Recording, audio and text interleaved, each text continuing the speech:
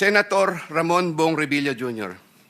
I have a close and friendly relationship with Senator Ramon Bong Revilla, and we go all the way back since the time of Amay Bisaya and Mayor Viseo, who first introduced me to the former legislator while I was still a district engineer in Laguna sometime in 2005 or 2006.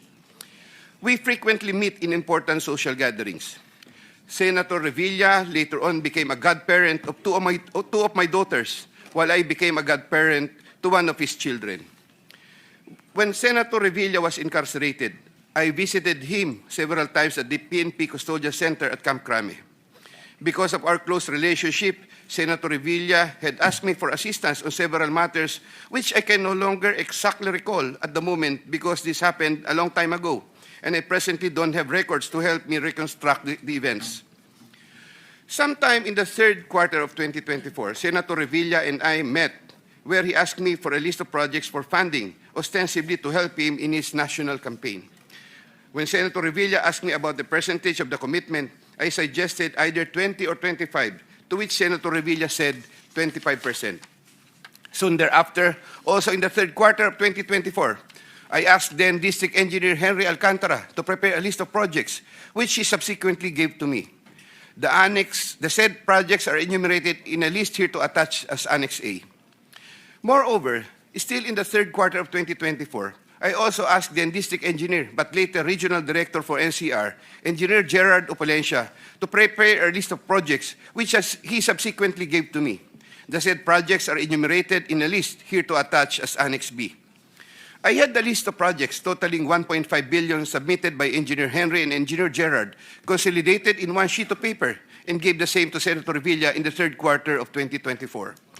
With respect to the projects under the NEP and HGAB, I followed this up with Secretary Manny Bonoan upon request of Senator Revilla, who would also follow this up with Yusek Cathy Cabral. The White House compound is the ancestral home of the Revillas with the large Blue Gate entrance at that time. Sometime in the last quarter of 2024, Engineer Alcantara collected the 25% commitment of about 125 million and informed me that the same was ready for turnover through Engineer Gerard Opalencia. Engineer Gerard Opalencia told me that the 25% commitment was already loaded in my vehicle. After receipt of the 25% commitment, which were packed in 6 cardboard boxes, each containing at least 20 million, and 1 paper bag containing 5 million, I called up Senator Revilla to inform him the same is ready to be turned over to him. Sometime December 2024, probably the Monday after my receipt of the commitment, my driver and I went to the residence of Senator Revilla. Upon reaching the area, I tried calling Senator Revilla, but he was not answering my call, so I waited. After waiting for approximately 1 hour at a nearby gasoline station, we were finally allowed inside the compound by the guard. Once inside, we parked the vehicle, and shortly upon alighting, I saw Senator Revilla at the terrace. I walked over to Senator Revilla for a casual talk. While the boxes were being unloaded, Senator Revilla and I talked for about 20 to 25 minutes.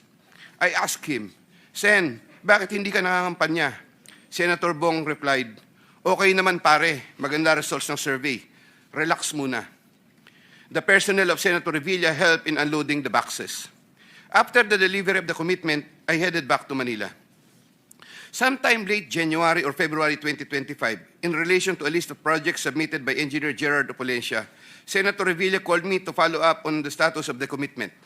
About a week later, sometime February 2025, I informed Senator Revilla that the same was ready for turnover.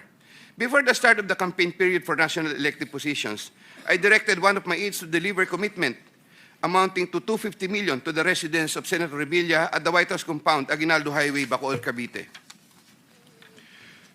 Senator Nancy Binay.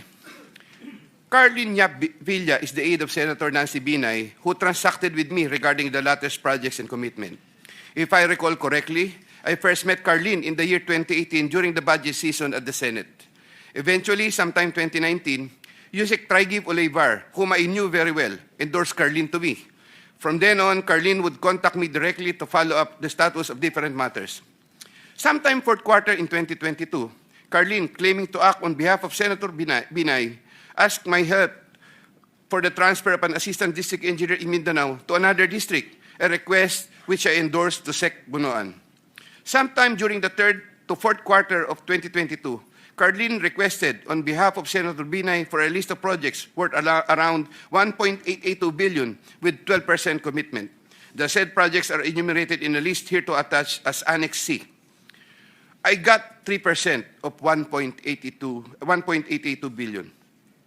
I prepared a list of projects within my area of jurisdiction with the help of DPW's officials, but could not recall at this time exactly who among them gave me the list. But I can recall that it was Engineer Manny Bulusan who coordinated the collection of the commitment. Eventually, during the first quarter of 2023, the commitment was delivered to Carlin for Senator Binay in several tranches in Makati and Quezon City. But I could not recall at this time the details of the deliveries, but I undertake to submit additional information that the commitment would be released much earlier.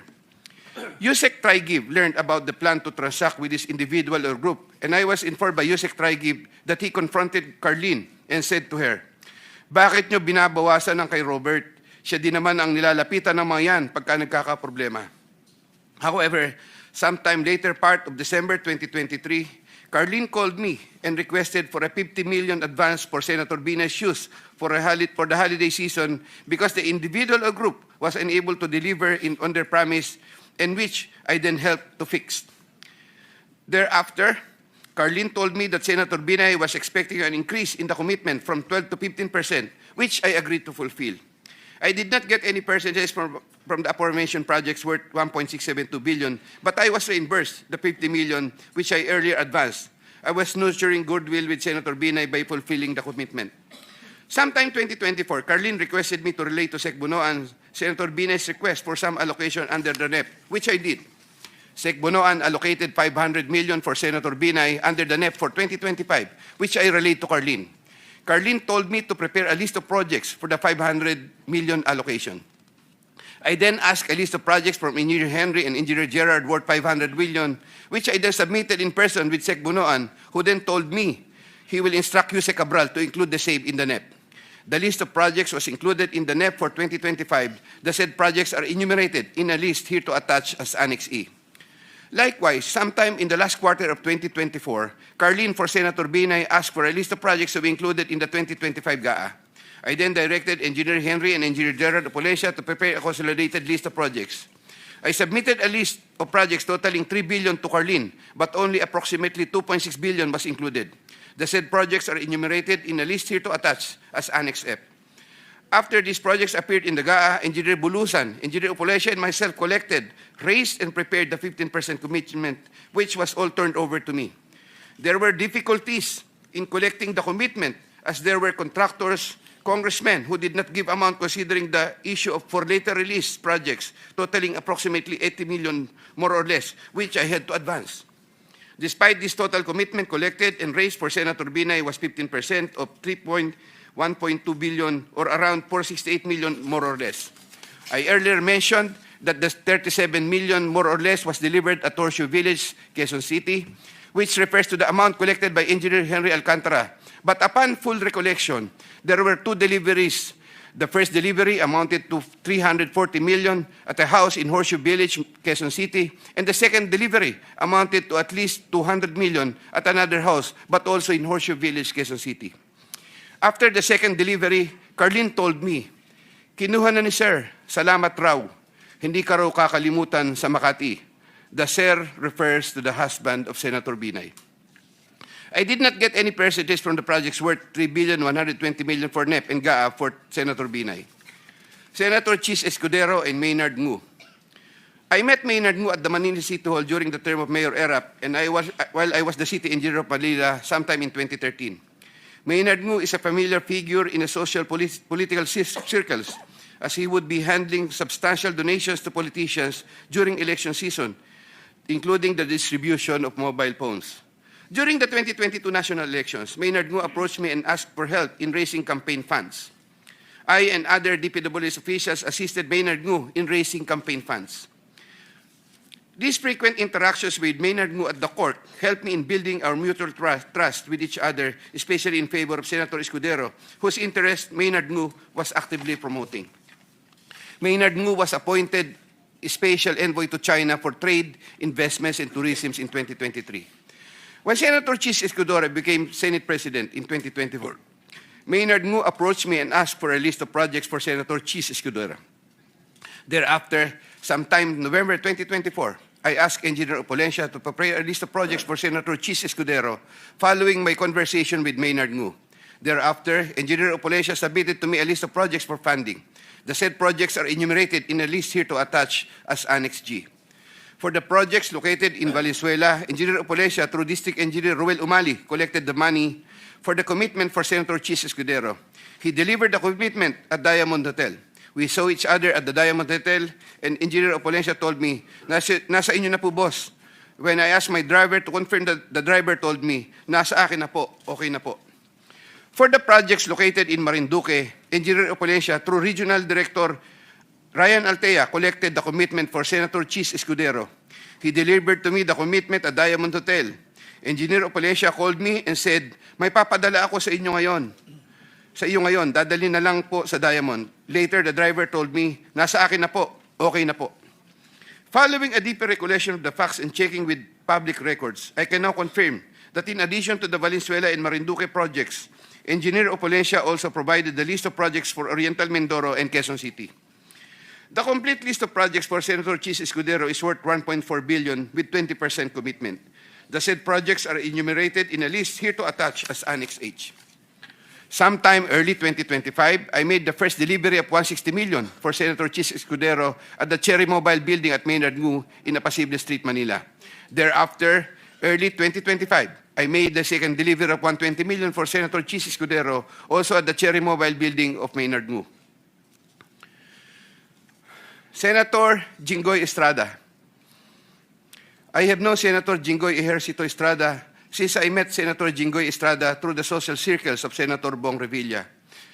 We usually had encounters during social gatherings of people in the movie industry. We developed a close relationship. Sometime in 2010, when I was Assistant Regional Director of DPW's Region 4A, Senator Jinggoy was backing me to become a Regional Director. When I failed to become a regional director, I applied for the position of city engineer, and Senator Jinggoy was one of those who recommended me. When he was incarcerated, I would visit him, but sometimes together with then City Mayor Joseph Erap Estrada. Sometime in 2023, Senator Jinggoy requested Secretary Bunoan through me for projects worth 500 million.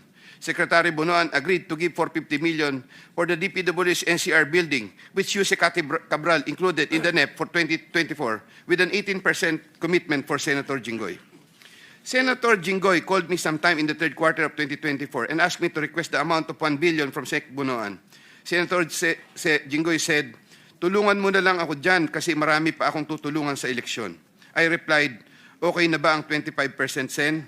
Sen Jinggoy responded, okay na ang 25%. I relayed to Sec Bunoan the request of Sen Jinggoy. The former then asked me to prepare a list of projects for the latter. In turn, I asked Engineer Gerard Opulencia for a list of projects.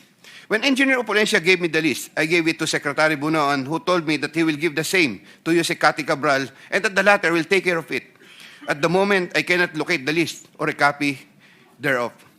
Later on, I saw that some of these projects totaling 500 million and included in the list I gave to Sec Bunoan were listed in the NEP for that year. These projects, as appearing in the NEP, are enumerated in a list here to attach as Annex I hereof. Thereafter, Senator Jinggoy called me and asked me what happened to the difference of 500 million. I relayed this to Sec Bunoan. The latter replied that he will prioritize the matter as soon as there is available funding. Subsequently, I found out that the projects totaling 200 million were included in the SGAB for 2025. These projects, as appearing in the SGAB, are listed Annex J hereof. However, Senator Jinggoy called me again for the difference of 300 million to complete the 1 billion project value that was requested. During the BICAM, projects worth 750 million were again included in the projects to eventually form part of the 2025 GAA. The said projects are enumerated in a list here to attach as Annex K. The total budget for the projects which appeared in the 2025 GAA is approximately 1.45 billion, more or less. After Engineer Opulencia collected the 25% commitment, approximately 360 million, and delivered the same to Diamond Hotel in Manila. Thereafter, I tasked my driver to deliver the boxes to Sen Jinggoy at the Archaga building in San Juan City. Senator Jinggoy personally confirmed to me his receipt of the commitment and thanked me for the same. During the 2024 budget hearing for 2025 GAA, Engineer Alcantara informed me that Senator Jinggoy gave him funding amounting to 355 million for Bulacan First DEO and 500 million from other districts in Bulacan and requested that he, Engineer Alcantara, prepare lists of projects. The said projects are enumerated in a list here to attach as annexes L and L-1 respectively. Later on, sometime in the first quarter of 2025, Senator Jinggoy asked me to get the 285% commitment for the aforesaid list of projects from Engineer Alcantara. Engineer Alcantara then delivered to me the 25% commitment, approximately 213 million, which I delivered to Senator Jinggoy at the Artiaga building in San Juan City.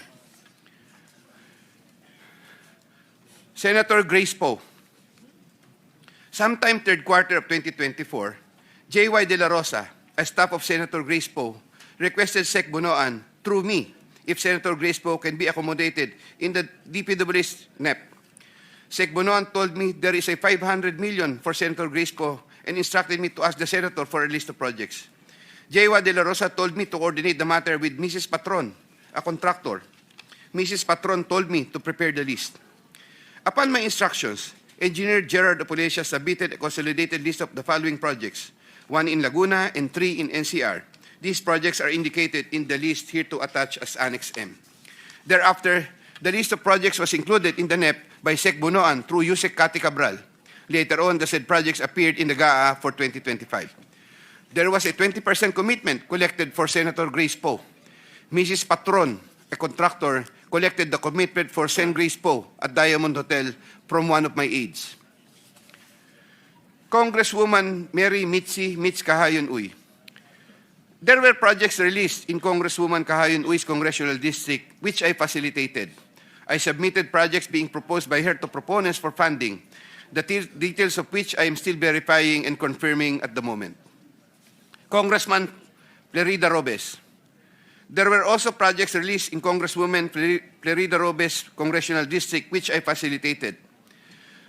I submitted projects being proposed by her to proponents for funding, the details of which I'm still verifying and confirming at the moment.